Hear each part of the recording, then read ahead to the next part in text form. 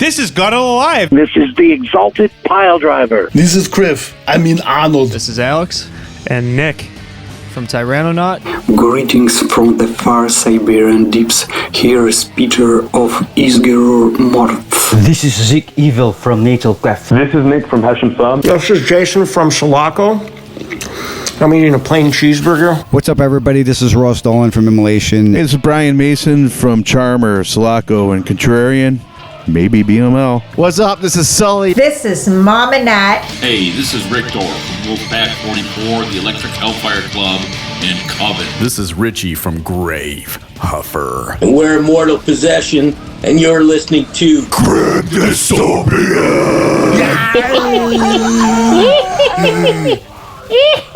You know what it is? You know what it is. It's episode 296. Mm-hmm. We have 2 guests on today. Yeah. One is a returning guest, and one is a new guest. Yeah. And it's fun. Yes, it is fun. Mm-hmm. So we have returning guest Adam Frappolli from Sully, and we have first-time guest Ryan Pote of Rochester's newest thrash hardcore crossover band, Crahda. All right, so instead of our normal carrying on, why don't we play a couple songs and just get to our conversation? All right.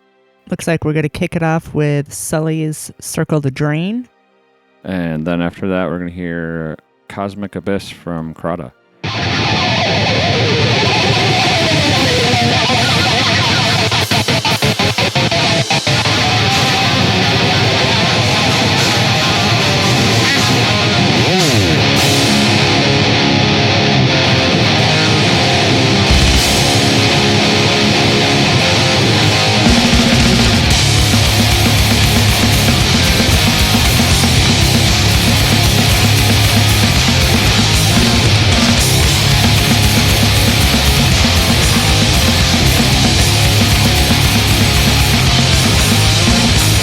I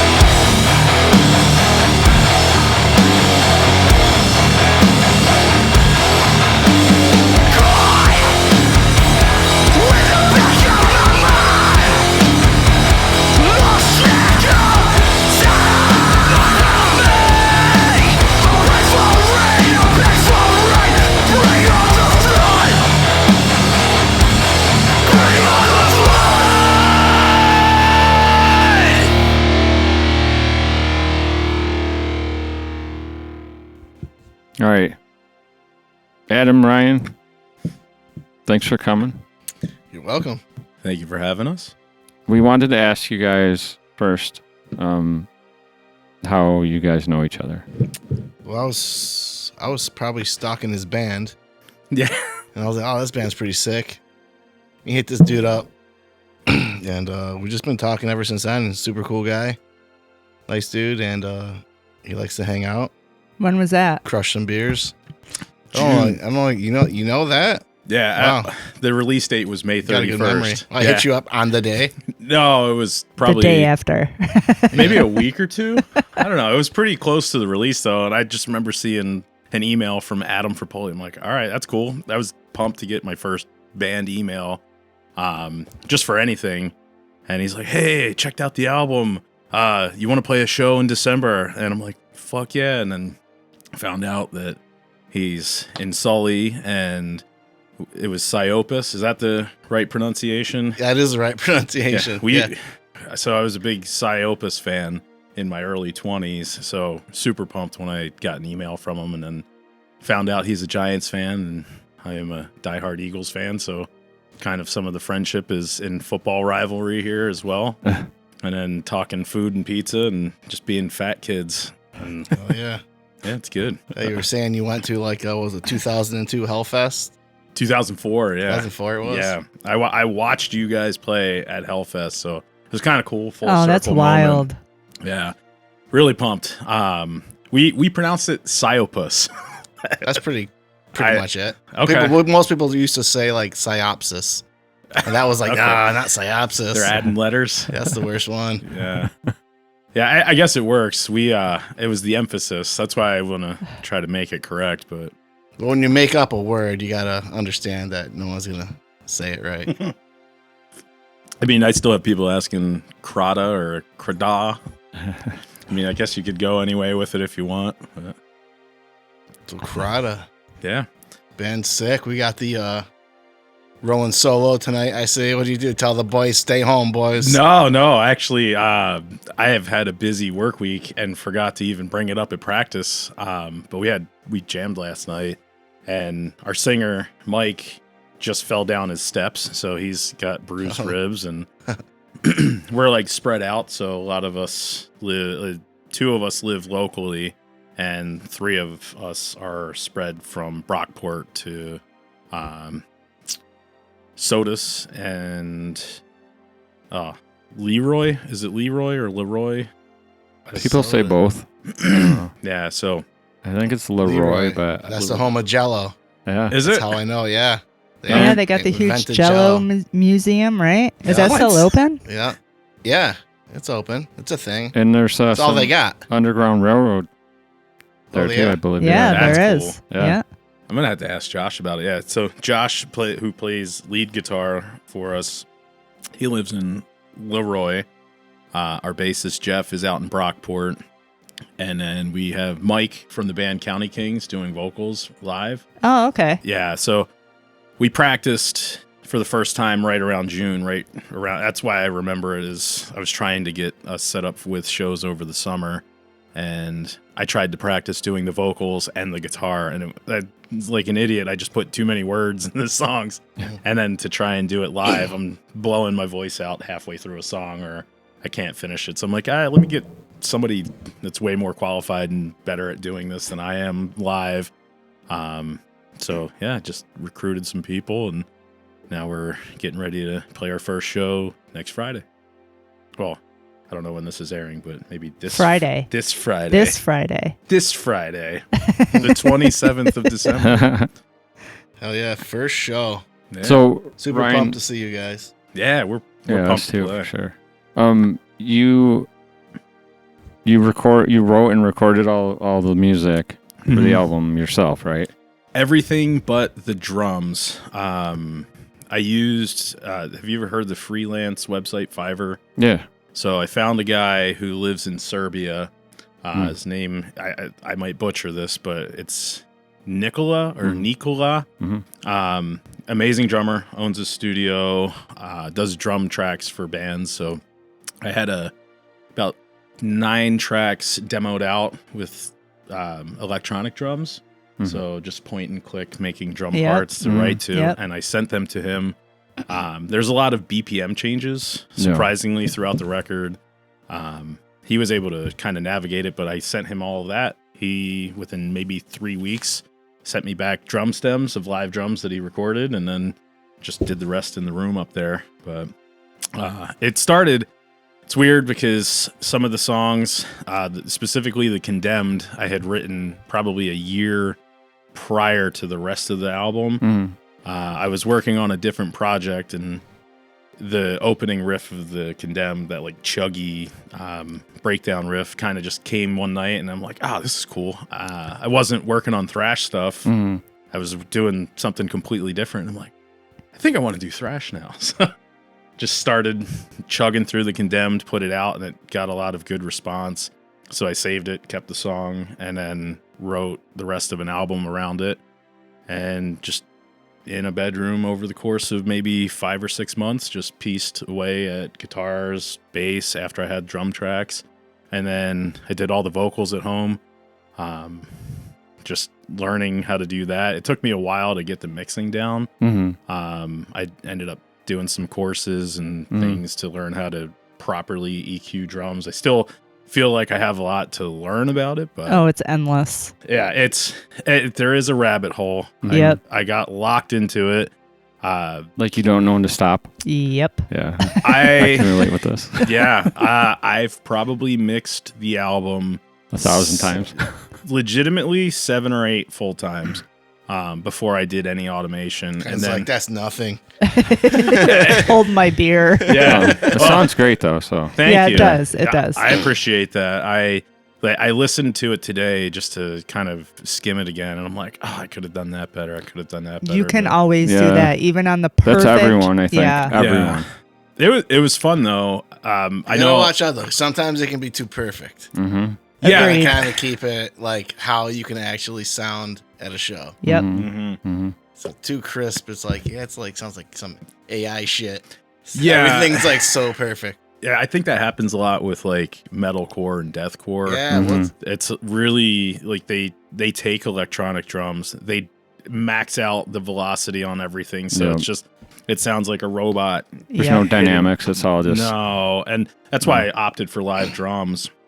I like demoing with drums or click drums or whatever you want to call it, but there's nothing quite like the dynamics of snare rolls, like certain tom hits and emphasis. The automation piece I thought was awesome with it too, because you can kind of make some of those dynamics, but not as much as with live drums over electric. But yeah, I've 8 times legitimately reset all of my plugins on the record, started from scratch mixing before I was finally like, all right, I need to just be done with this. It was the better part of 8 months before I finally just said, all right, I'm going to book somebody to master it. So I have a deadline for myself, kept to that deadline, and then I was pumped with it when I heard it back. So your first show is coming up. How nervous are you?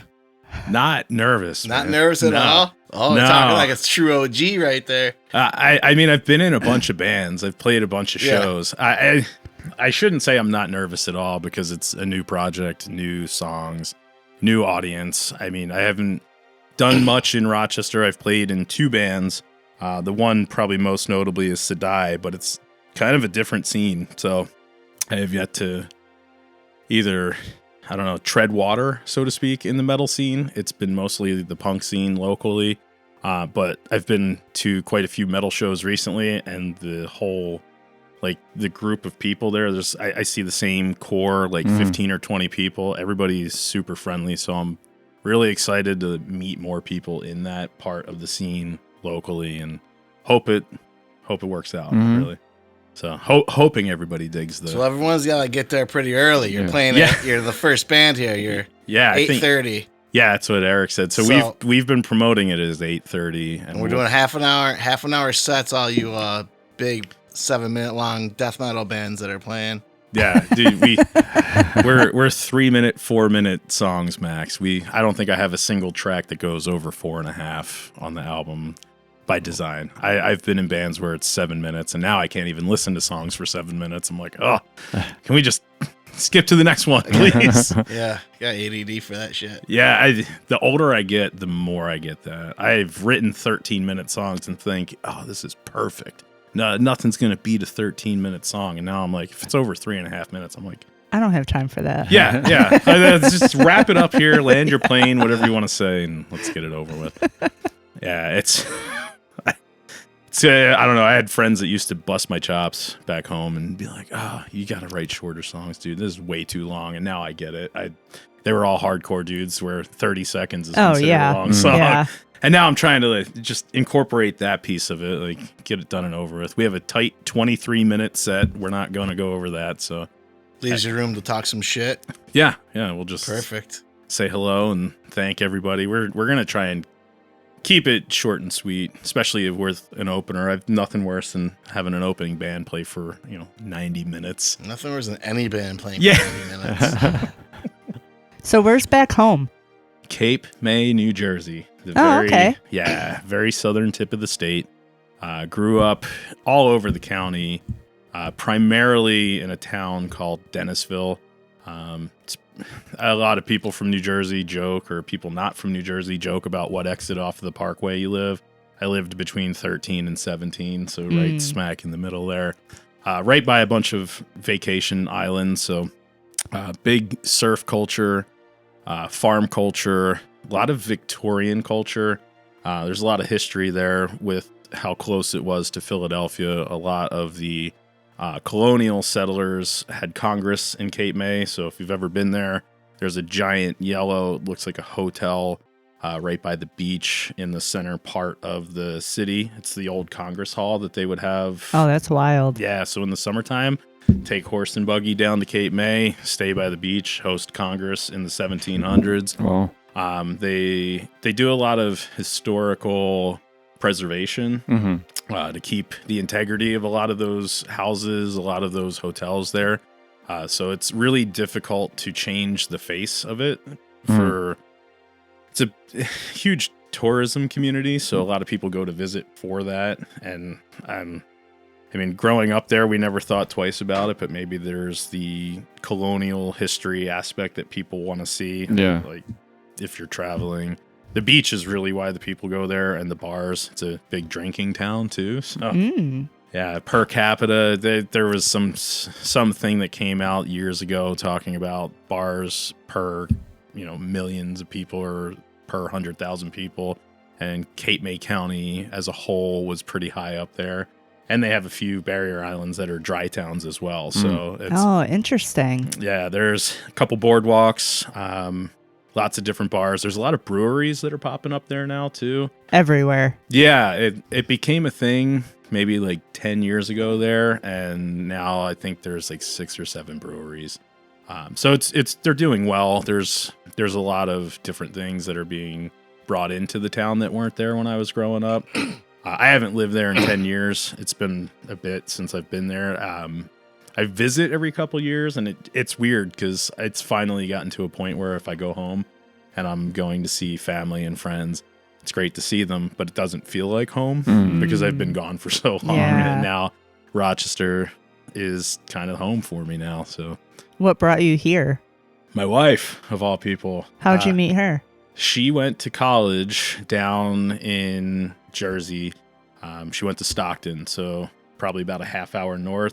She actually ended up dating a few of my friends when she lived there prior to me meeting her. And it wasn't till she moved to Rochester that we had become better friends. We had kind of just kept in touch. She used to date a guy who was a co-owner of a venue, and they used to throw metal shows, punk shows, hardcore shows all the time. So she was part of that. We were just kind of clustered together. After a few years, after she left, I ended up coming up to Rochester for my birthday. I just wanted to see Niagara Falls, and she's like, I live an hour away. Come visit. We'll go there. So we did, kept in touch over the years, and then I had moved back to New Jersey after living in Colorado for a couple of years.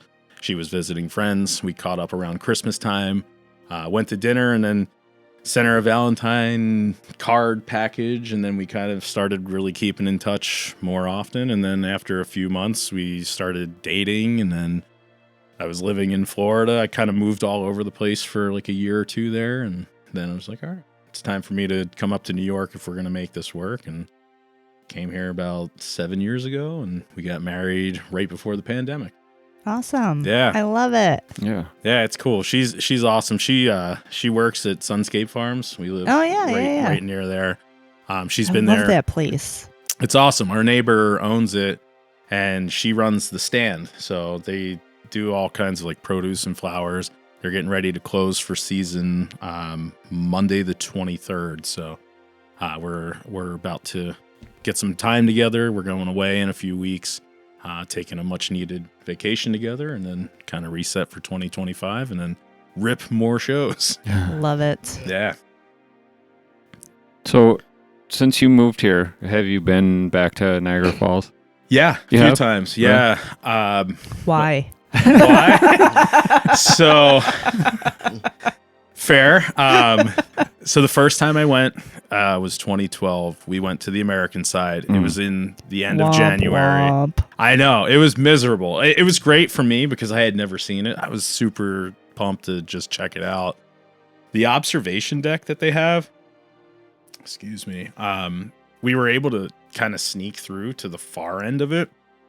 And then it was so cold and windy that the falls would mist, and we got pelted in the face with ice. Yeah. It was kind of bizarre. So I wanted to see it in the summertime a second time when it was warm. That's fair. And my mom happened to be in town for a visit. My sister had moved here by that point. So we went and took my mom to see the falls, and then we also went to the Canadian side of the falls. So way better. The Ferris wheel that's over there, we went on a ride on that, and the view from the top was phenomenal because you just look down at the falls and you see all of it, and then you try to take a picture on cell phones, and it just looks like it's miserable. It's just look at this little picture I took. Look at this. Look at this stream. Yeah. Well, somebody's pouring water in the lake. Yeah. But it was cool to experience that. Got to see the Canadian side. It was my first time ever in Canada, although it's kind of like a mulligan because you're just right there at the tip of Canada. Yeah. And they make it very stressful. Yeah. We were going back into America. We had our passports. She is nervous, my wife that is, in the front seat because they grill you when you're coming through. And it's like, why are you coming here? What business do you have going into Canada? Or what business do you have coming home? I'm like, we just went to see the falls, man. Right. Like I'm just going home. I live an hour from here. Not that serious. Yeah. So my wife was stressing about that, and they're intimidating. Like when you're there, they're just like, what are you doing? And you're like, sorry, guy, I didn't mean to like pick your lane, buddy. So but yeah, it was cool. So I went there, took my mom. I've been there another 3 times after that. My brother came up. He wanted to see the falls for the first time. He lives in Florida, so I took him there. And then he brought his kids up a few years later, so he took his kids there. So I've been to the falls probably 6 or 7 times just to check it out. As a tourist. Yeah. You know what? Of all the things that I love about Niagara Falls, the thing I love the most is that they have black squirrels. Have you ever seen those? Yes. Yeah. Never saw one in my life. And then you see 50 of them running over there. Yeah, it's wild. Yeah, it was cool. They've done a lot of construction on the American side, though. It looked a lot more developed the last time I was there, which was... Clean developed? Yeah. It was last year, I think. Yeah, I had some family visit, and we took my cousin's daughter with my brother and his daughters, and they kind of built up a lot of the American side. They have a really nice stairway towards the bigger end of the falls, and a good viewing deck that I don't think was there the time before. So it's nicer. I think they were trying to compete with the Canadian side because it is really nice over there with all of the observation decks. So I think the American side took a hint and was like, hey, we're going to make this nice. We gotta clean this up. Yeah, it seems like it. But it was awesome. I loved it. If somebody asked me to go to the falls tomorrow, as long as it's not snowing and 2 degrees out, I'd be like, fuck yeah, I'll go. I'd do it. I go to the Giant State Brew House and watch that falls. Right Yeah. That's enough. Here it is. There it is, baby. Like, if I had kids and they were like, let's see Niagara Falls. All right, buddy, here you go. It's like the diet Niagara Falls. It's awesome. It's funny. The reason I asked was like living here, like our whole lives, we don't, like people come from other countries to see the falls and like we don't think much of it, right? No, because we go to Canada when we're 18 to drink. Right. Yes, like back in the day. exactly. Not for the falls. Yeah. To drink. It's like, you might see that, You might stumble upon it. Oh, what? There's water over there? Man, you want to go swimming? What's that noise? Yeah. Those are some crazy times. 18 in Canada. Yeah. Back when, like, remember it was like Labatt Triple X. Yeah. Oh, yeah. Like a big deal. Yeah. Like, oh, it's so strong, man. Tastes like shit. Yeah. I feel like everybody takes where they're from for granted in some way. Mhm. I grew up by the beach in one of the nicest beach towns in America. I think they get voted number 2 behind Myrtle Beach every year. And it's like, oh, yeah, there's the beach, whatever. Like, who cares? It's water. I moved to Colorado, wanted to see the mountains, lived in Denver for a couple years, look at the Rockies every day right out my window. I'm like, this is breathtaking. And people are like, oh, it's fucking mountains. Who cares? Yeah. They're like, I want to see the ocean. I'm like, what? Why? Like, just water. Yeah. Yeah. You want to smell, soggy, salty water? Go for it, buddy. Like, the mountains are nice. It's where it's at. Big snow, cool stuff. They don't give a shit there. So I gotta ask you, your vocalist is in a band. What do you say it was in Country Kings or something? County Kings. County Kings. Yeah. All right. So do they play in Rochester? Because I don't Periodically, I don't know who this band is, but I gotta look them up.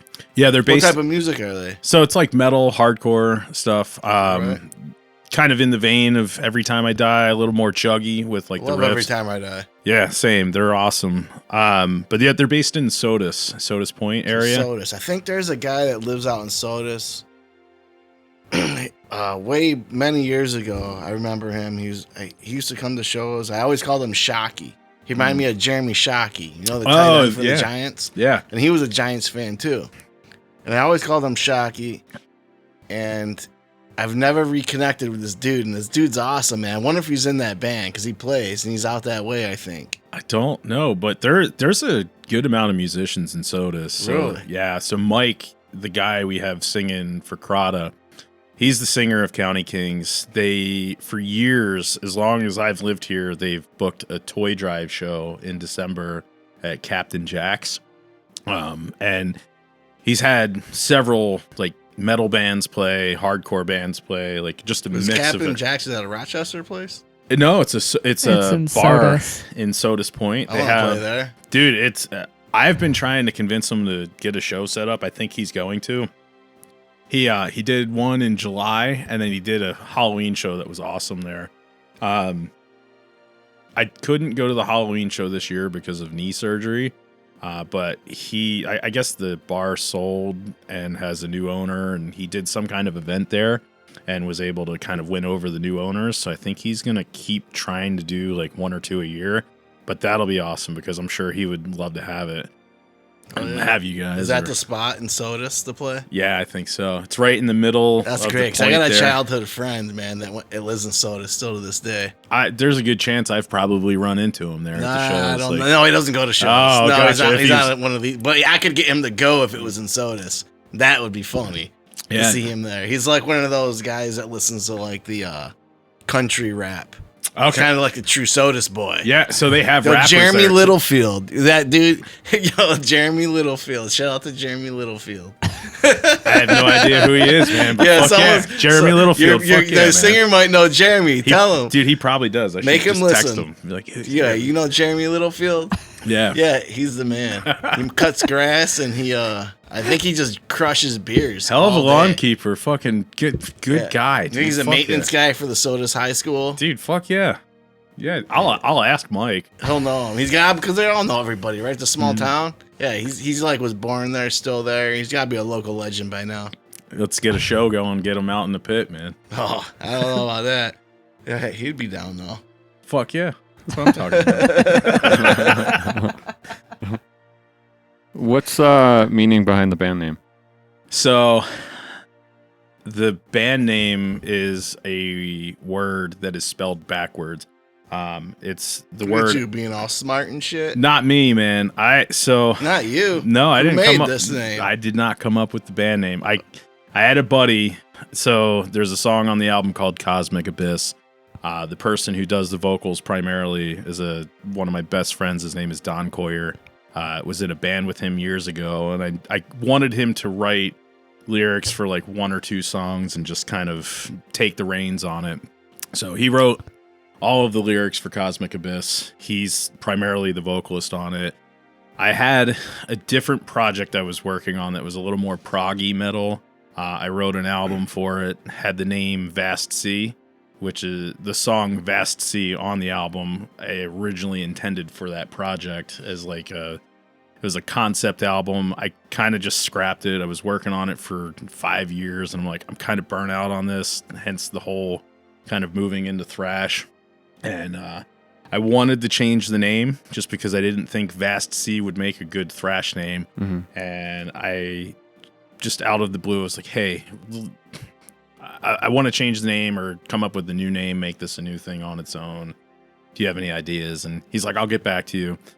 And then he texted me. He's like, hey, I don't know if you're going to like this or not, but I've been looking up like weird Irish names. And he found the word Adarc, which is Crahda spelled backwards. And it means like the horn of an animal, like an antler. So I was like, that's cool, but it'd be way fucking cooler if you just reversed it and spelled it backwards. He's like, that's what I'm talking about. So that was all it was. That's how I figured we'll do Crahda. It was a name that he threw at me, and we just flipped it around. So. Oh, that's dope. I like it. Yeah, it's simple. I wanted it to be one word. I knew I didn't want a long band name, and I didn't want a lot of syllables. I just wanted it something easy to pronounce, easy to read, simple to just be like, oh yeah, fuck yeah, Crahda. Yeah, that's what I like too. Nice. Yeah. And you had Joel from Municipal Waste mastered the album. Yeah, so he's got, was it Joel Grind? I think it is. He's got like a mastering service. So I'm a big Power Trip fan. I'm a big No Warning fan. I'm a big Municipal Waste fan, if you can't tell. I look at all the album credits. So I love reading liner notes. I love finding out who had a hand in albums. And I kept seeing Joel Grind's name pop up. Does all the Municipal Waste. He did there was a No Warning album. I can't remember the name of it. But I think it was Torture Culture. He did the mastering and the mixing on that, and that is one of my favorite mixes on an album and favorite masters. That sonically is what I was going for on the Crahda LP, because it just has a lot of bite to it. Like the snares hit, the kick hits on it. The guitars are just like ferocious. So I was like, I want that. And then I'm like, all right, well, I can mix it. I don't know shit really about mixing. I definitely don't know shit about mastering. So I'm like, why don't I just hire somebody, attach a name to it? So I messaged him, and he was like, hey, I have an opening. I guess he was in Europe for a little bit, and he was going to come back last February. He's like, I got about a 2-week window where I can do it. So I'm like, fuck yeah. That gives me a deadline. Send it to him. And then he got it back to me within like, I think a week or two, roughly.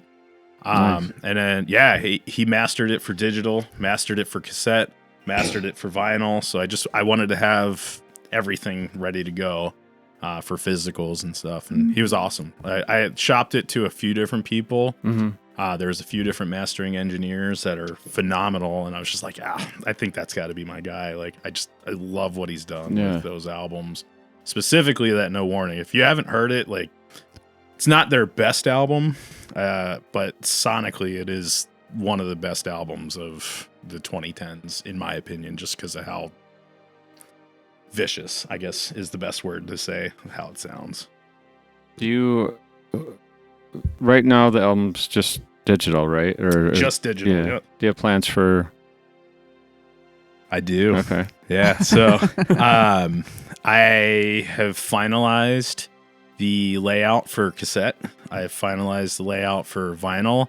and both are getting ordered at the end of January. Oh, So, nice. yeah. So the turnaround time on the vinyl, I think it's going to be, I'm going with an option that has no test presses. So I'm going to kind of gamble on it, but it's through disc makers. Going to get a 180 gram vinyl, just black, keep it simple. Going to do a short run of 100.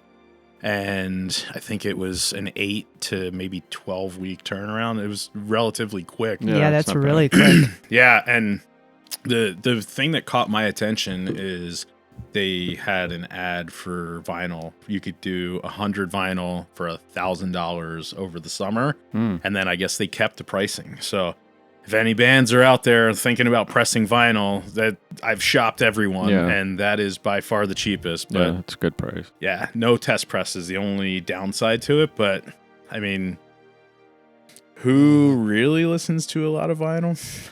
I mean, that's kind of, I'm going to listen to it just because I want to spin it. I'm sure a lot of my friends will, but We love vinyl. yeah, it's great. But I know there's a lot of people out there that also don't listen to it. So it's like, all right, maybe just have it for a physical. Yeah. But I'm excited. I've always wanted to have something out on vinyl. So yeah, next month. Nice. And then cassette specifically, and if anybody is listening to this that had hit me up when I put out the album digitally, on the Bandcamp page for the first, I think it was like the first month of June, I threw it out there that if anybody, I don't remember what I put the album up for. I think it was like maybe $5 or something. And I said, anybody that pays $10 for the album will get a cassette once I order them. So I took a list of names of all the email addresses and everybody, and then I messaged them for their addresses. So I have a whole list of people I have to send cassettes to once they come in. So keeping that promise first, but I want to have both. That's good. Keeping your word. Nice. That's it. Well, I feel like cassettes are kind of coming back too. Just the whole vinyl market, the whole turnaround time of records getting pressed has kind of become a nuisance. Some of them have taken months, and cassettes have kind of become a thing again from what I'm seeing, and people are starting to have more cassettes. More bands are having them. I'm like, fuck it. Like, why not have it? I loved cassettes as a kid. Like, I used to just tape over the radio, like Judas Priest songs all the time when I was 5. I'm like, fuck yeah, you got bought Murder Was the Case That You Gave Me by Snoop Dogg on Yeah. cassette. Me too. Murder was, yeah. Murder. Murder was the case that you gave me. I remember That shit having was tight. Bone Thugs and Harmony on cassette. Yeah, I was never a Bones guy. Oh, I loved them.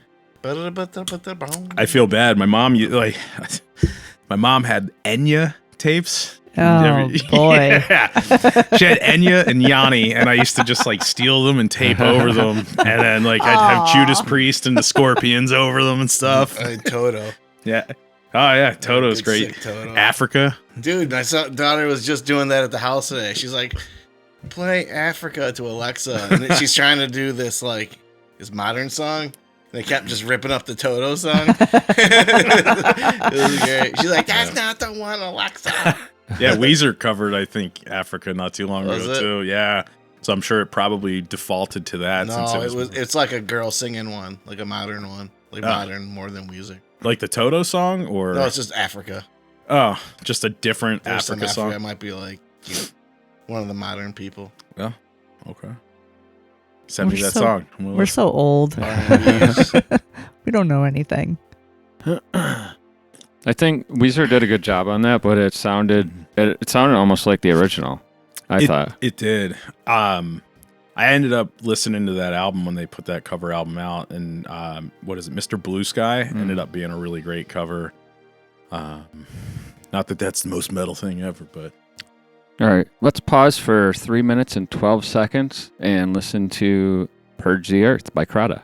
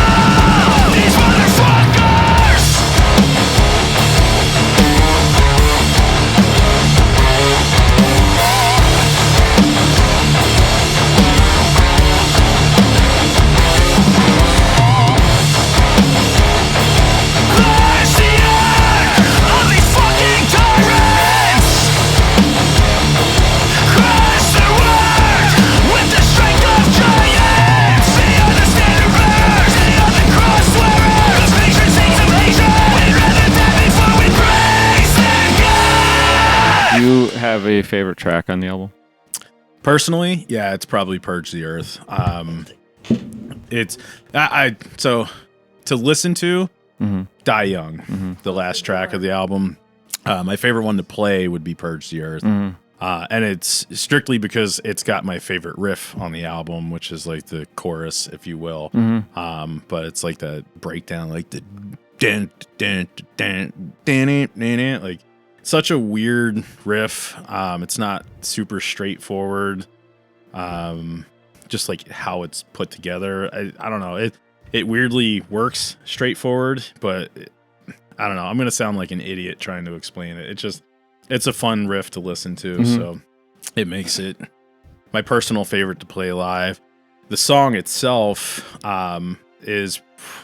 it's right there with Die Young, and I think Die Young is probably my favorite to listen to for more personal reasons than anything. I wrote it about two of my buddies that passed away over the years, and it's one of the things that like it collectively as a band, it's all of our favorite song. It's a great way to end a set.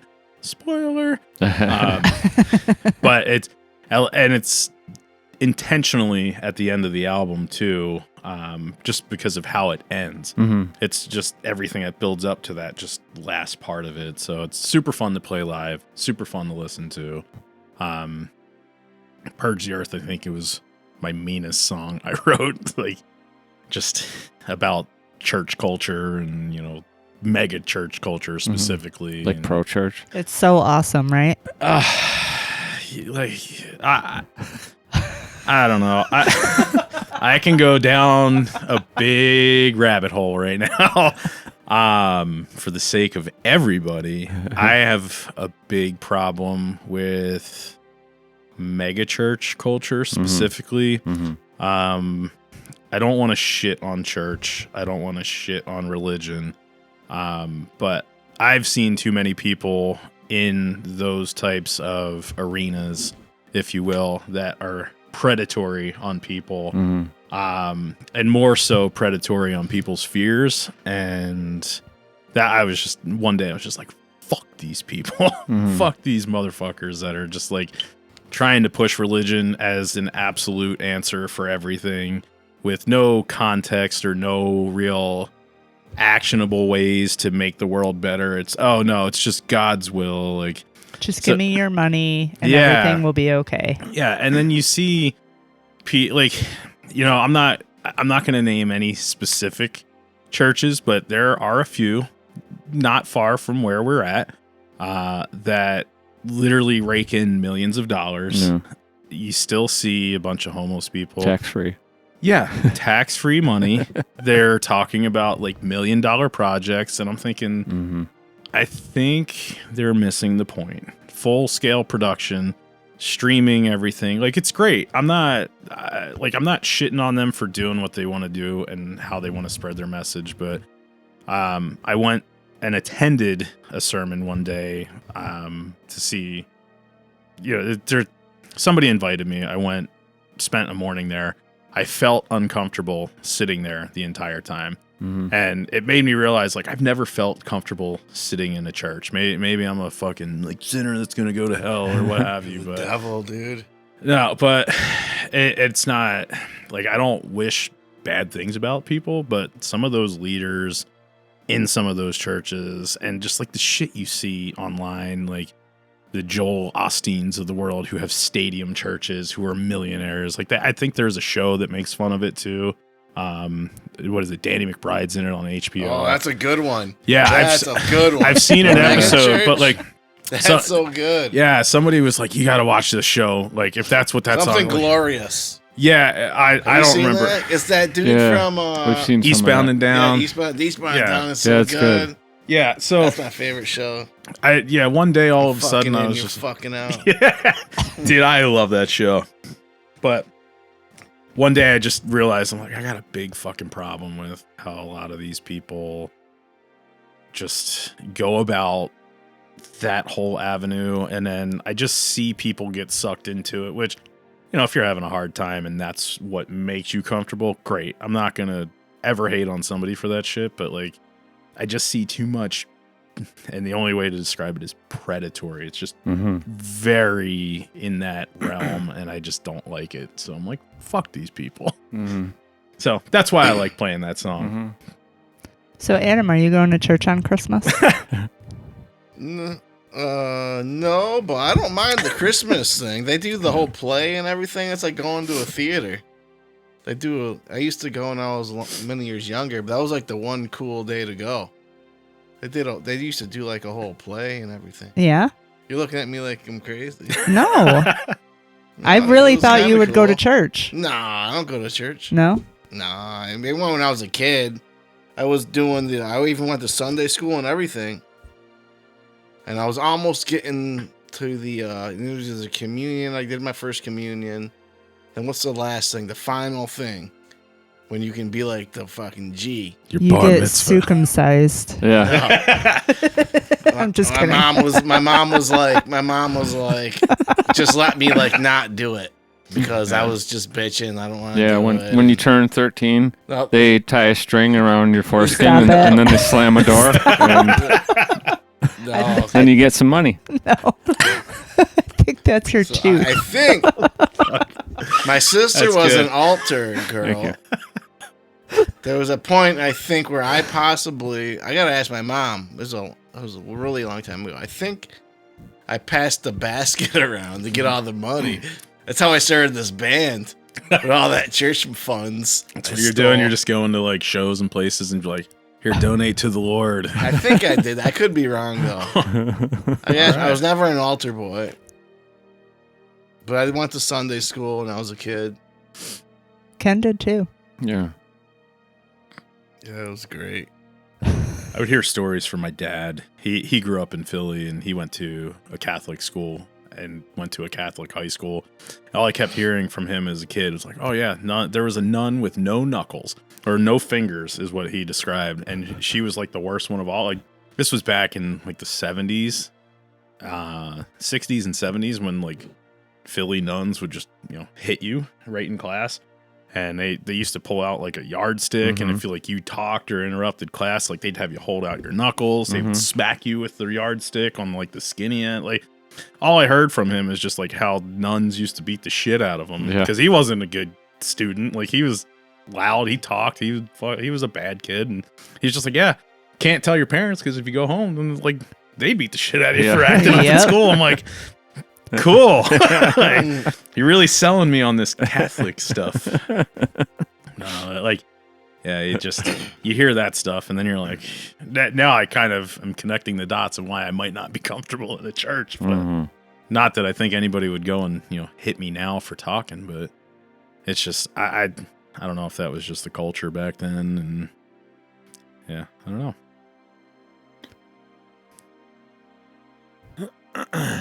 So you got the show coming up on the 27th. Do you have anything? Sorry, go on. This Friday. This Friday, yes. Do you Show have up anything? early. What time's doors? What's that flyer say? It's gotta be 8? At least 8. It's 8. Yeah. Doors are at 8. Show up early. See fucking Crahda. Fucking crush it. Yeah. It's also Bug Jar. I love Bug Jar. Favorite venue in Rochester. Me too. Never starts at 8:30. Me too. Is Sully closing the show? We're playing last. Yep. Oof. Yeah, so that's why we're trying to keep like the half an hour sets pretty strong. I mean, we'll do our job and get off after 23. Because I know there's like 5 bands on it, right? Yeah. So we got Hallucination. Crahda, you got Hallucination Realized. I went to play with them for a long time. Anthropic. Got It Alive. Yeah. And then you. It. Okay. Yeah. And Sully. Do you have any merch that you're bringing?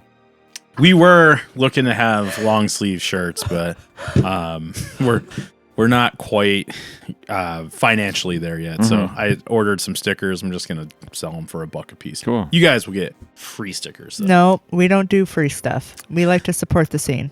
I appreciate it. I mean, you're supporting us right now. You're supporting Crahda right now by having me on here. So we're gonna buy some more stickers. Some more stickers. Some more stickers. All right, I appreciate it. Yes. We thank you. That'll go directly into our buy some fucking shirts funds. Oh yeah. And then we'll buy those. Yeah, we do have long sleeves. So I have designs back for long sleeves and a t-shirt design as well. So I think once we're through this show, we're going to start looking at getting shirts set up so we can... I want to do some limited run stuff, so... You going locally, or are you going to go all fancy like you did with your mixing? No, HTB, buddy. Oh, nice. HTB. So our drummer, Alex, is also friends.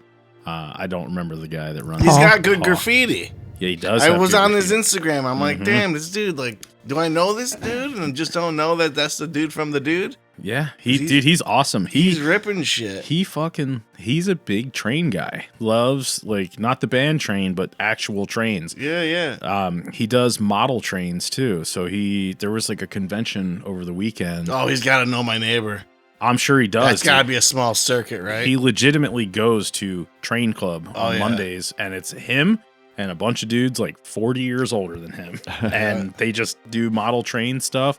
His thing is he'll take a model train and he will weather them. So, like if you buy a model train, it looks like a brand new train. Yeah, you got to Brillo pad them. Yeah, so he does a really good job at that, but he's also a big graffiti guy on trains, and he'll do miniature graffiti. So he'll... Oh, that's sick. Yeah, so he's had some of his trains in local art shows recently.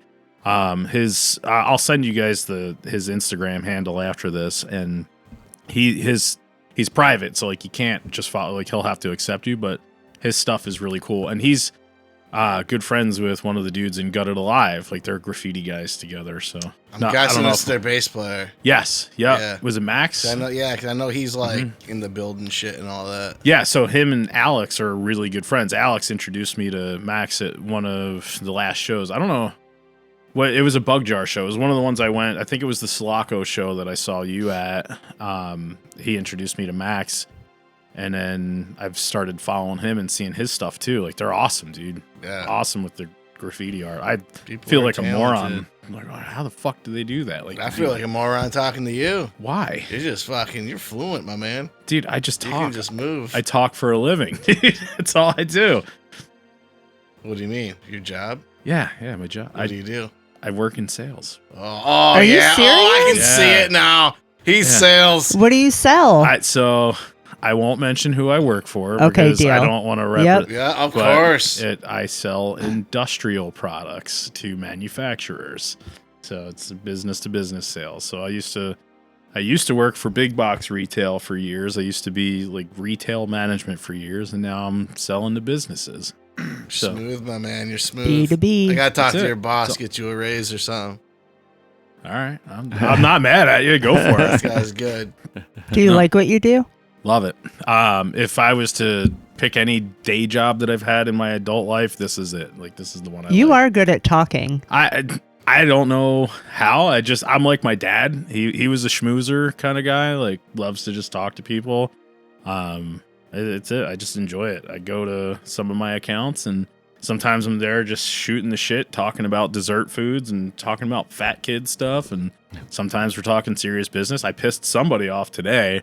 But again, like by the end of the conversation, he's like, oh yeah, we're good. Like, so I don't know. I talk. I don't shut the fuck up. And I don't know if it's good or bad. I work at a place that sells boats. Do you? So are we in competition?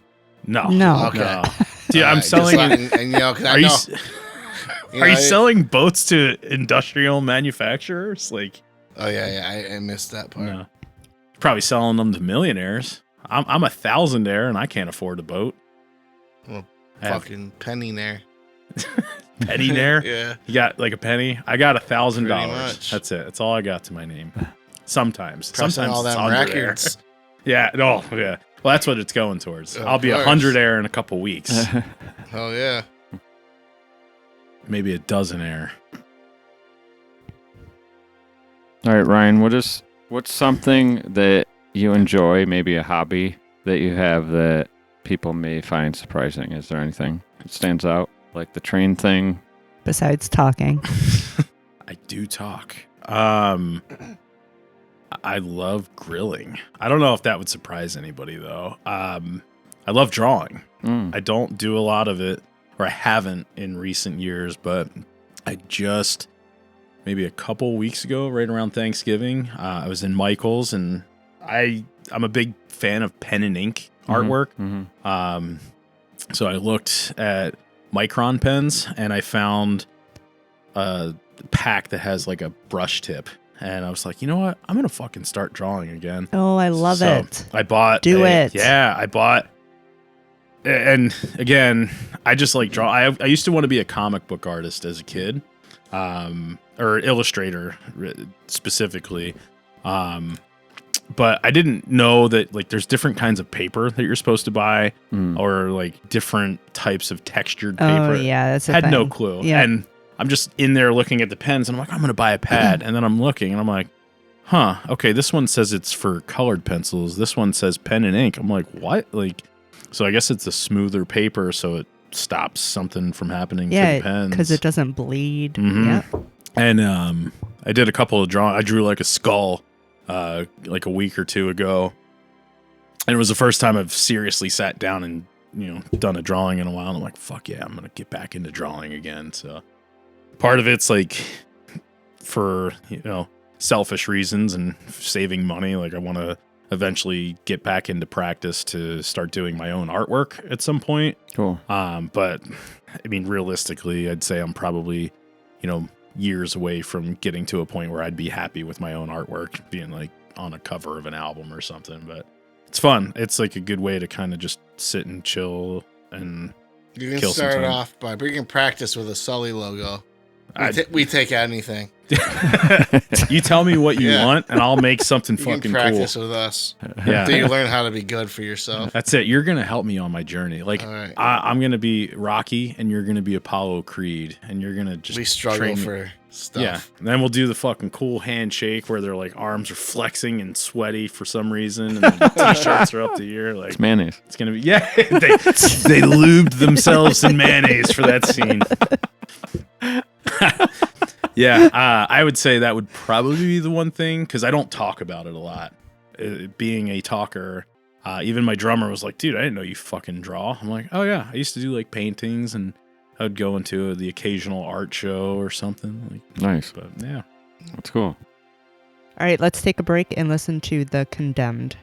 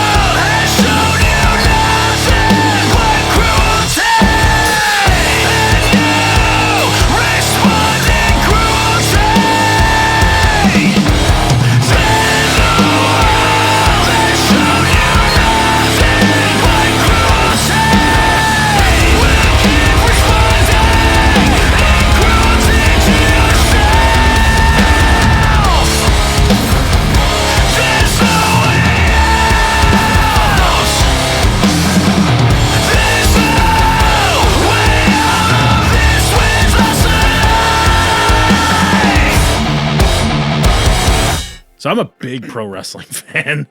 I've watched it for years. I've kind of fallen off over the last few years. Pretty big over here. You're talking to the head honcho. Dude, so I've seen that like a couple years ago. I can't remember when it was, but they do fucking Brawl at the mall in Greece. Oh, like, yeah. I saw that's soft, dude. No, really? We're talking hardcore wrestling over here. Like ECW shit? I mean, that's why I kind of stopped going. They're kind of getting soft. They're getting soft, right? Sometimes, yeah. Like the first one we went to was pretty extreme. Yeah. So I got a guy, but he was. I don't want to give it up yet because it's not gonna happen. But so there's this guy from Buffalo called Hardcore. He's awesome. He does more extreme stuff, and sometimes he does in that organization that we go to. When's the next one? Did you see it online? I don't know. No. I was gonna say like I was going back and forth with the owner of that one for a little bit, and tell me I'm when. not sure if, I'm fucking. Oh, dude, they do it in dude. Webster. Yeah, they do it in Webster. Webster on Main Street. So there was a promotion that was based out of Webster that John he was in the Wyatt family. God, I can't remember his name right now. He was from Rochester. He was in a promotion from Webster. He passed away a few years ago. Really? Oh, terrible.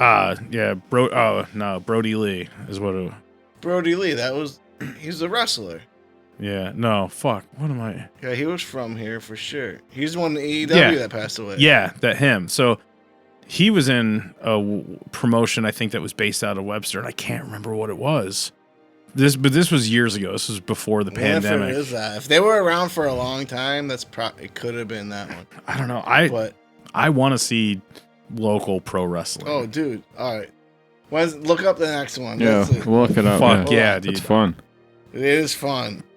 Yeah, it's fun as shit. What is it? GCW? No. Is still like. That's extreme. Yeah, Nick Cage and stuff is in that. The label that Sully's on is like a big extreme wrestling, also like in ties with that out of Philadelphia. Yeah, so Slack, Slack. Yeah, I was gonna say Slack or he's whatever. Like one of the. So his band's on the same label. Is that Hellrad? And they're called like Crippler, I think. Okay. And I think he does vocals for that. But he's also in Eat the Turnbuckle. Have you heard that band? Yep. Eat the Turnbuckle fucking rules, dude. Yeah. So they're big in that's like the mecca of extreme wrestling in Philadelphia. Oh yeah, dude. I was a dude in Rochester recording that shit on VHS when I was a kid. Dude, that's like the Bad Luck 13 crowd. All of those dudes. So that's the same Hellfest. Were you there when Bad Luck did that? No, so we left right before Bad Luck. Oh, you missed. I saw the videos, dude. I feared my life. Yeah, dude. so that's why we left. So that's where I grew up. Was like. So you're saying Slack was in Bad Luck? Or I don't know if he was in Bad Luck, but I heard he was. I could be wrong. He might have been. I don't know, but it's all like. So Philadelphia has quite the hardcore scene. For a while there, Bad Luck 13 was like the fucking band. Like everybody that was in hardcore wanted to like have that same like. But they're not even a hardcore band, are they? No, but they would. Dude, they played fucking hotel lobbies and would trash the place. Like there's a Bad Luck. I think there was a DVD. Yeah, I watched that. Dude. Yep, they're insane. So the footage. You know who we're talking about? You gotta watch their. Bad Luck 13. Probably something on YouTube. Yeah, you can watch like a little thing. These dudes. Dude, I was at this Hellfest that they were at, and I thought I was gonna die.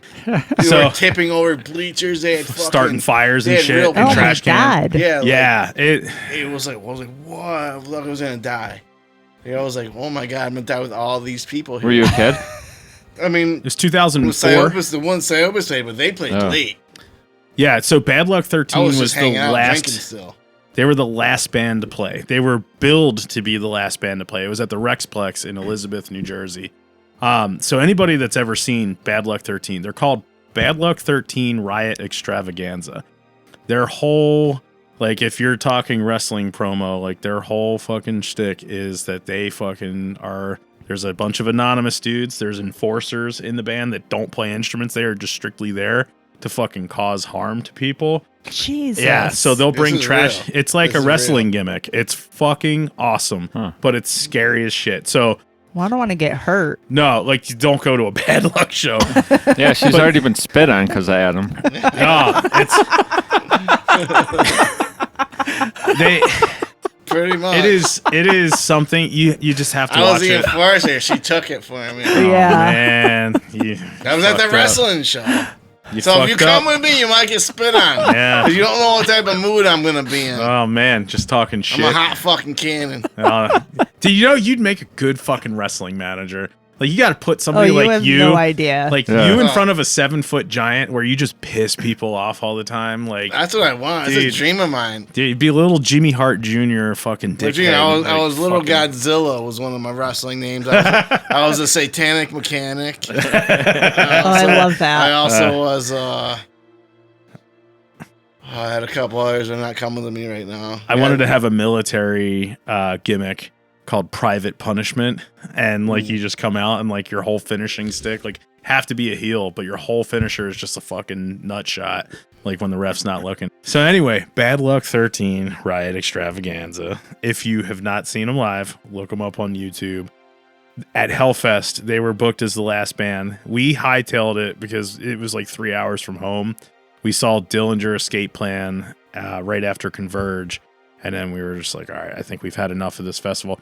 The night before, I ended up trying to stage dive, and it like people saw me get up on stage, and it was a 5-foot stage on the main stage, and they're like, we're not letting this fucking guy jump on us. So there's a bit of lore for any of my friends from back home that have been there and witnessed it. It was probably like the funniest thing in the world. Like I pray for the day that fucking Hate 5-6 pulls the video from the set, but it was Kill Switch Engage, and I get up and I look around and I see a fucking football field sized crowd, and I'm like, yeah, and then I jump and just separate. Oh no! Yeah, I did like an elbow drop, like Macho Man, right onto the concrete. But so I was pretty sore by day 3 when we got to the end. So we left and then found out that there was legitimately a riot. They flipped bleachers. They started fires. They had a dead cow's head. Oh my or God. a pig's head, like cut off. They were throwing it at people, so like people were getting Dude, they hit had with splat ball guns. Yeah, Like, dude. with the paint and shit, like shooting the crowd. Like that shit Mhm. hurts. People Yeah. are getting fucked up. So like wrestling, spike like barbed wire baseball bats. They like swing those around. Like their whole goal is to just hurt people. And like I don't know if that's the goal, but that certainly looks like the goal. But our goal is to kill our fans. Yeah, but like Next city, please. it's very like You ain't gonna forget them. it's very Philadelphia. It's like you're either gonna fucking man up or toughen up. The or you're music gonna get wasn't the fuck that out. great though, as far as Just I can breakdowns. remember. It was. Was it? It was a lot of breakdowns. Yeah, I like didn't drop realize them C. being like a hardcore band. I thought. I just remember one of the riffs, like that was it, and it was just like, and just fucking beat the shit out of people. It's worth watching, if nothing else. But there was like a whole bunch of lore around that band back home, and there was a lot of bands that tried to imitate that. So you'd go to like different hardcore shows, and like it's back when a lot of like crews would kind of roll up together like 20 people deep and then try to like fight people and shit like Oh that. God, Like, that's not fun. yeah, it wasn't fun, but I got a bad back. I can't take that. I mean, we were all teenagers at the time. Yeah, so different times. young and dumb. It was cool though, like quite the music scene in that greater Philadelphia Valley area, tri-state area. Yeah, not a lot of that now. Not a lot of the violence, at least, but It's just because you're older. There's still the violence. Yeah. You gotta talk to the 20-year-old bands and that scene. it was cool though.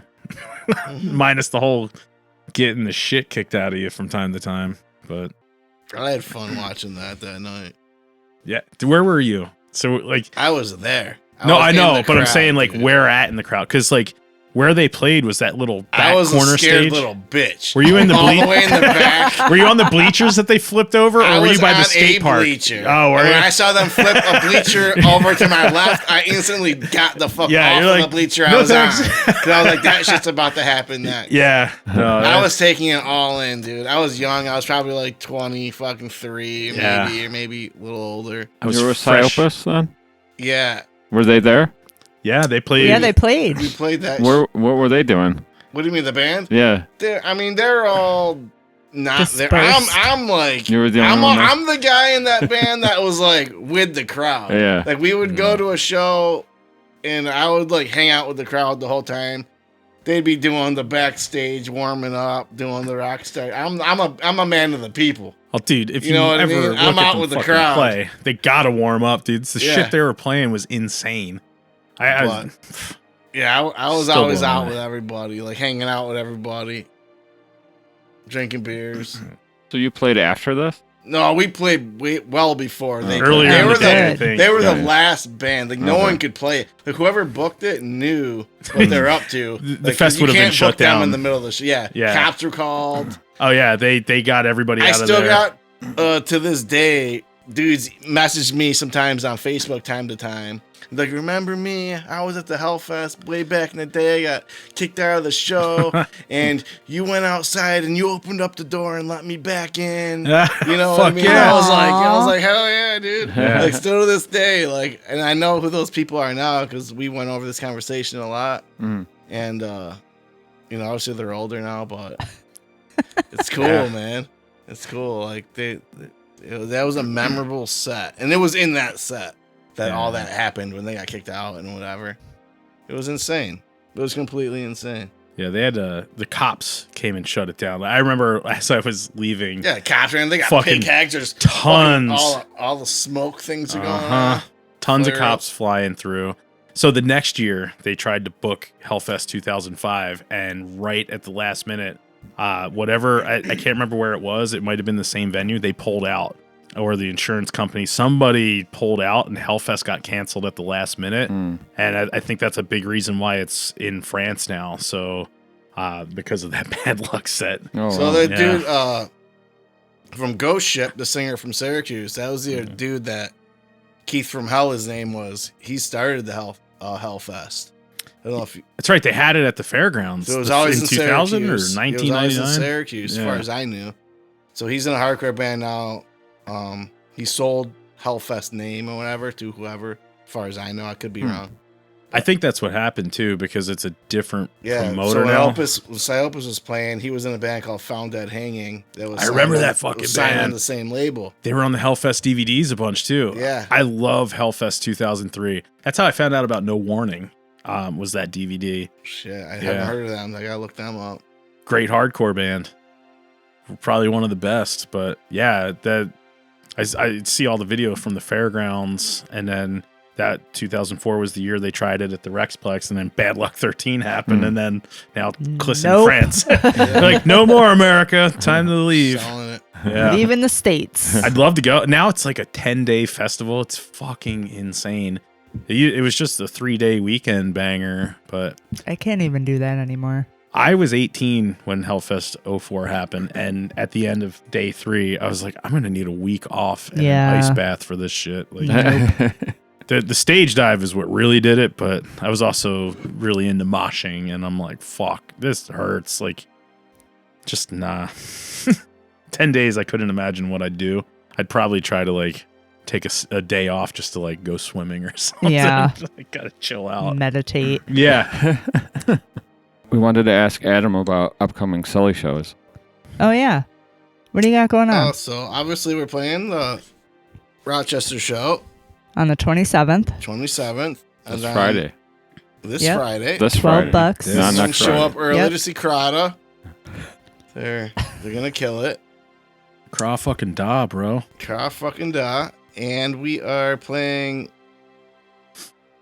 Attica. Utica. Attica. Yeah, Utica in January. Don't know the date off the head, but I know it's a date. It's official. And we're playing Philadelphia and Brooklyn at Gold Sounds, which I haven't been to, but it looks like a cool ass venue because they look like they sell actual real food, not venue food. Mhm. Oh, nice. Like it looks like a restaurant style food. Oh, that's Like, cool. Loaded nachos, like everything banging. Fuck So I'm yeah. like sick. I'm gonna eat at the venue Nice. and eat good shit. You do those headstands and throw up all over yourself. Hell yeah, dude. Loaded nachos, baby. Go in a headstand and eat the nachos Yeah. upside down. That's what you should do. Elevate your headstand game. Yeah, so that'll be fun. We got what else? All do right, we got? so it looks like January 11th, right? Yes. Yeah. And I know we're playing Boston, but that's not anytime soon, I don't think. And then let's see what else. Forget, because everything's always so booked so far away now. And then you got the 24th. Is that right? That's right. 25th? Yeah, 24th and 25th. Yeah. Man, you guys are busy, huh? Yeah, that's sweet. Mine are busy. Back in the day, that would be nothing. Now it's That's like, busy, oh man, but- we got 3 shows in 1 month. It's busy by today's standards, man. A lot of people do the weekend warrior thing, Friday, Saturday, Sundays, and I mean, they say there's no money in music, so you got to have a day job anyway. So why not? True. Oh, okay. So you're doing Philly on the 24th. Ooh, it's right before my birthday. And then the At this 25th. Milk Boys, which is Yeah. supposed to be a sweet venue. I've never been there. I've heard of it. There's a few venues in the city I haven't been to. You know what? If it's in South Philly, which I don't know if it is or not, but Last time we played Philly we were at a skate shop. A skate shop that was literally a shop, but they had a half pipe in the shop, in the Fuck building. yeah. And then they had like flat grounds and a stage. That place was cool as shit. It was called fucking, I don't know, something Zen. Half pipe. Gate Zen. That's cool. But it was killer. Yeah, it was fun. You guys should head to Angelo's Got and get a hammered that cheesesteak night. when you're in Philly. Angela's? I'll have to see how close it is to that joint. If it's close, I'm there. Dude, I'm gonna be best full. cheesesteak in Philly, man. I hope it's close. All I'm thinking is I gotta pee again. Well, you It's better a- go before we start nonsense. You need the pit diaper. Okay, let me wee and then It's nonsense. a liquid death one or Yeah, something. yeah. Yeah, I saw that. Is that real though? It's real. I'm It's sure real. it's liquid death, dude. Everything's real with them. What is that? Isn't that the Converge thing? Don't hurt The your drummer, back. yeah. He's the official endorsee or endorser or whatever for the pit diaper. It's hilarious. Great idea. They're fucking Yeah. geniuses with marketing. Yeah. Did Yes, you see they the are. Tombstone cooler that they did? Uh-uh. Yep. They did Yeah. a fucking full-size Yeah. coffin cooler. Oh, nice. It was like you could bid on it. I wanted it really bad, but it was the starting bid. I think ended up being like $2,500. I'm like, nope, I'm yeah, out. it was gross. Yeah, if I was rich, fuck yeah, I'd get it. But no, I'm not. I'm like I said, 100 error, 1,000, something like that. Yeah, I can't afford it. I should play like a Jeopardy song while Adam's I know. peeing. I have a question actually for you. Yeah. So when you recorded the Crahda album, did Mhm. you mentioned recording it in a bedroom? Mm-hmm. Did you use amp sims or did you record an amp with like a mic? So I For the did. guitars. I recorded DI. So I have a real simple setup in the house. It's an Apollo Twin. Mhm. I ended up using the Gojira amp sim for a lot of it, and then I think it was the I can't remember. Fluff has a plugin of a 5153 model. I used that predominantly, and then I took the DI signal and I reamped it through a 5150 through my orange cab in the Okay. room. And when I went to mix it, I don't know if it was just how I set it up or not, but the actual live amp didn't sound as good. It ended up being a lot more fizzy and Yeah. had a lot more noise in it. So I took, again, this is where I got really lost in the rabbit hole. I tried probably 10 different options for Yeah. it. And then I settled on the Gojira plugin and then the Jens Bogren one. They have a Mesa dual rectifier. So I did a 5153 and dual rectifier that's kind of like layered under it. Nice. For each track. And now I think I have a quad Cortex now. So all of my demos and stuff are through the quad. It sounds fucking 100 times better than any of the amp sims. And I'd actually, like, I like the amp sim aspect of it. Like, I tried to get the signal pretty hot and clip it so you get enough sound. I don't know. The sims sound great when you're playing I don't like them as much when you're trying to mix and record. I think there's like that weird digitally-ness that I haven't figured out how to like EQ out or just dial in. Where I spent some time with the quad really dialing that in, and I have again 5150 profile, like the newer ones that they have from EVH. All of the stuff I want to do is either based off of a JCM 800 or that EL34 model of the Stealth 5153. They're phenomenal. They're awesome. I wish I had the money to buy the real heads, and I would just record those through a cab or something.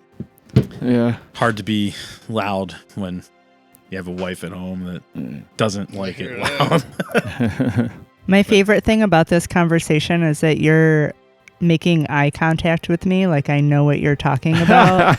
These people don't need to know that. Anybody listening, she knows exactly what I'm talking about. They have a recording desk over there. Yeah, you just say, yeah, those Sims are like, they're good, but yeah, it's all good. I mean, probably a bunch of people listening might not know about it anyway. I don't know. That's not true. We have a bunch of nerds. Yeah. I like to listen. I geek out on recording shit. Like, I think a lot of people do. Especially in like people that listen to metal, a lot of them are playing in bands and stuff, you know what I mean? Yeah. I mean, the bedroom musician thing is a real thing.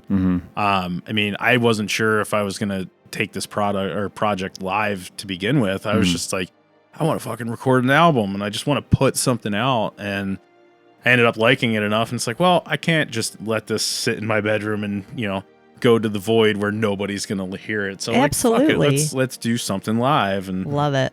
Yeah, it's worth doing, and it's gonna be fun. We're already working on new stuff. Nice. I've even through the mixing process, I never stopped writing. I just put a cap on how many songs I wanted to put out on the release, and before the album even came out, I had 5 new tracks ready to go, and now I have other people throwing into the hat as well. So we're very quickly approaching potentially another full length of material. Yes. That's cool. There's like 30. I looked at the timing. It's 10 tracks, 30 minutes so far. And like 4 of the songs aren't even close to being like fully done. So it's just nice. Don't want to stop.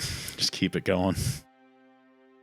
Do you guys want some nonsense questions? Fuck yeah. I'm ready. All right.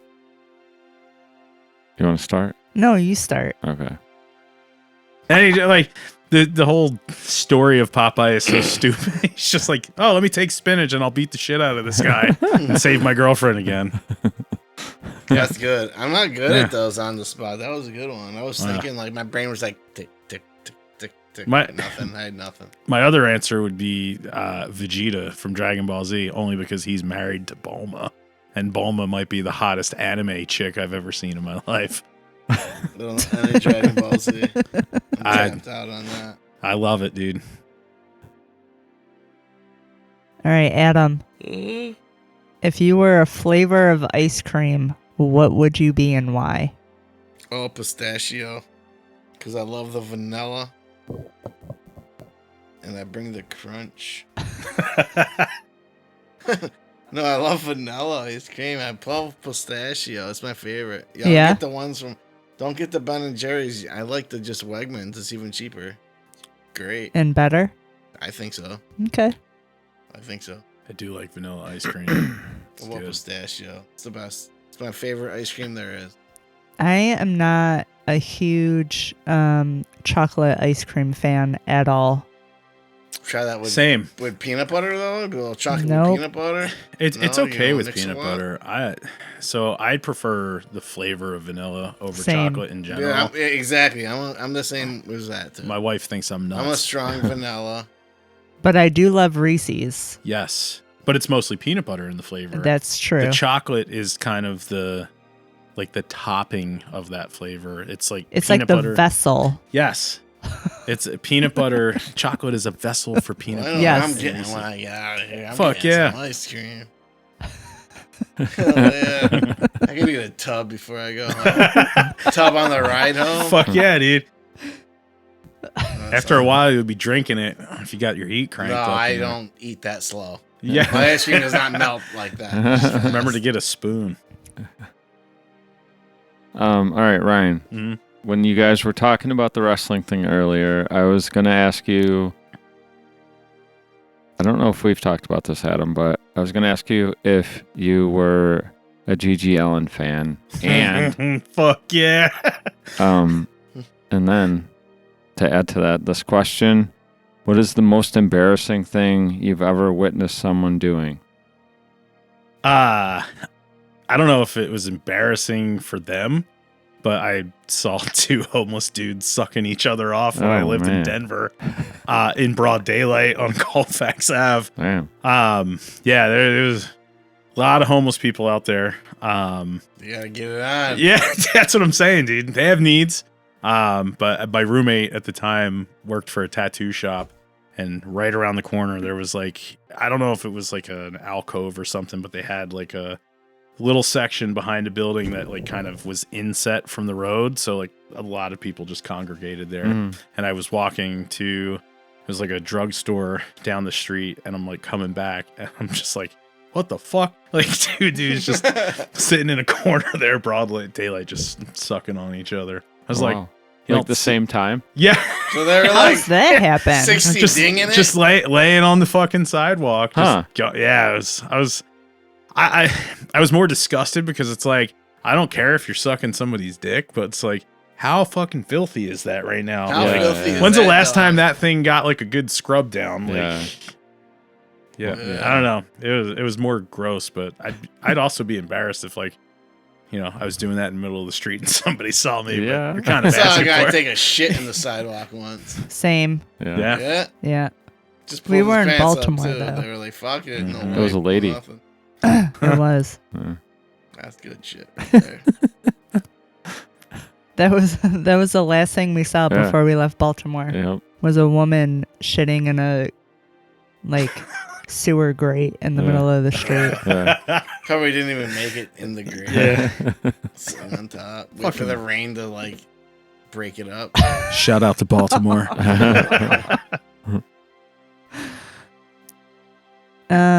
Okay, Adam. Mhm. Would you rather walk around naked in public or go to jail for a year? How long? I'm walking around naked for what? Like a half an hour? Yeah, it doesn't really say. I mean, What's if the that was threshold? like, yeah, I would have to do that. 'Cause just like, you know, can't go to jail for a year. Got the kid, I'd be like, just, you know, All right, you gotta I gotta just go out naked. for 6 months or jail for a year. Walk around public for 6 months? Yeah. Oh, Showing off the shit. goods. I mean, months. yeah, 6 months. I'm going to jail for a year. I thought we were talking for like 10 minutes. 6 months, no clothes. Just walk Yeah, it's around. cold here. You gotta walk go to around. work like that? Yeah, butt naked. I mean, I would be the biggest like Love to see it internet in star February. there is. See, Happy you could- Valentine's Day, babe. You could have an OnlyFans. Yeah. Yeah, I mean, you can make it work out, but that's too long. Go I out thought to we a were just Brazilian talking for 15 steakhouse. minutes. 'Cause I got no problem with that. Weed whacking my lawn with my dong out.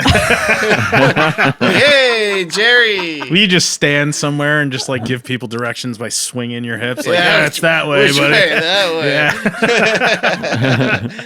Oh, that's great. You have to use that thing for everything then. Like signing papers. Like, Yeah. try your best. Playing PlayStation.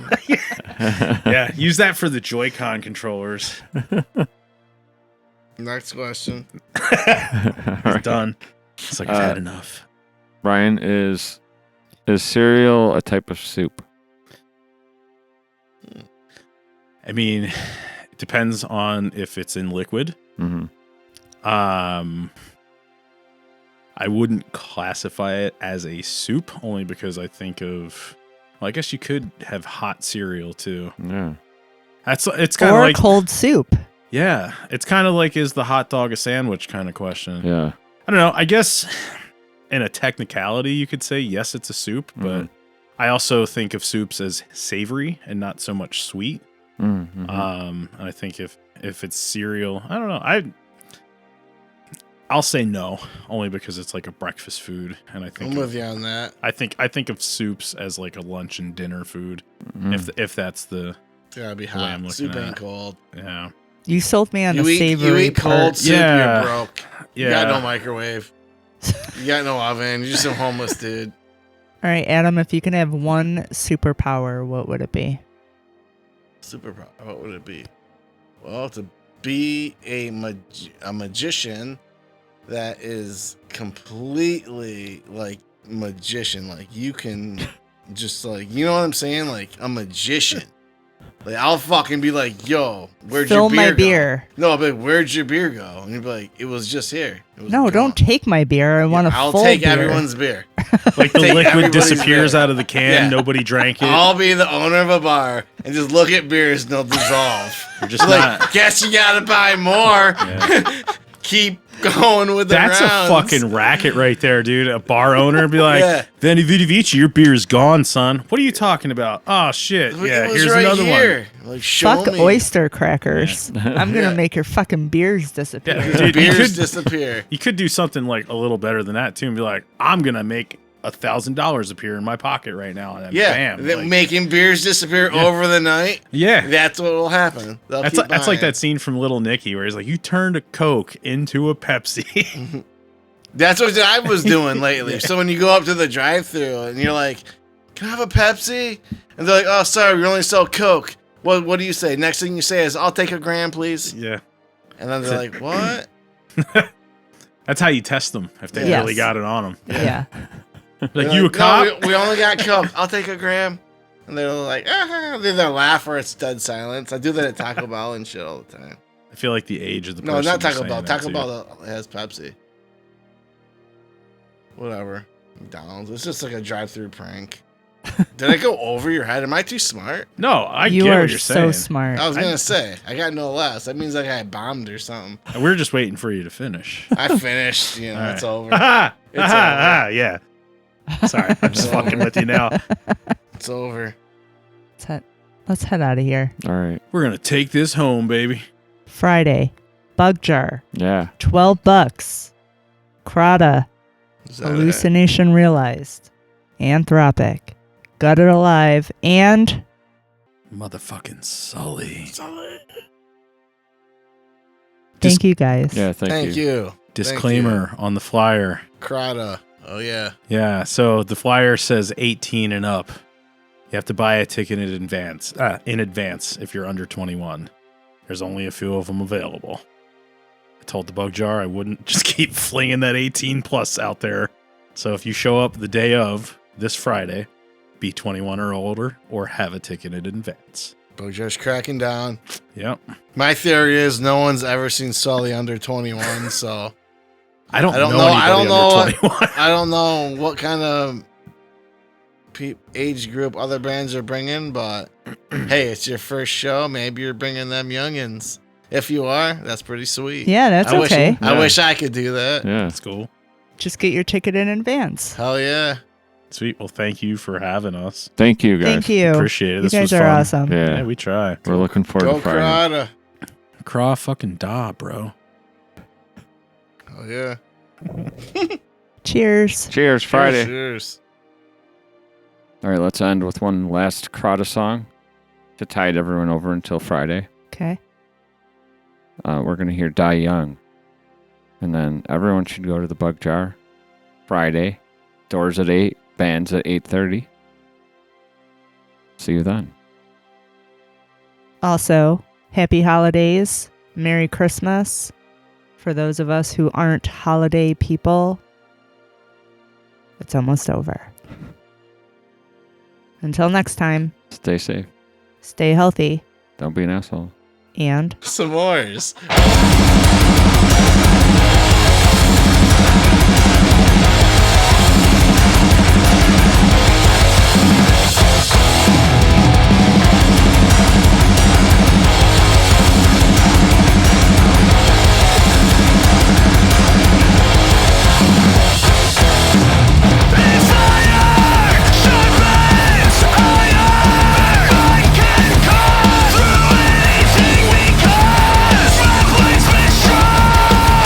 Rise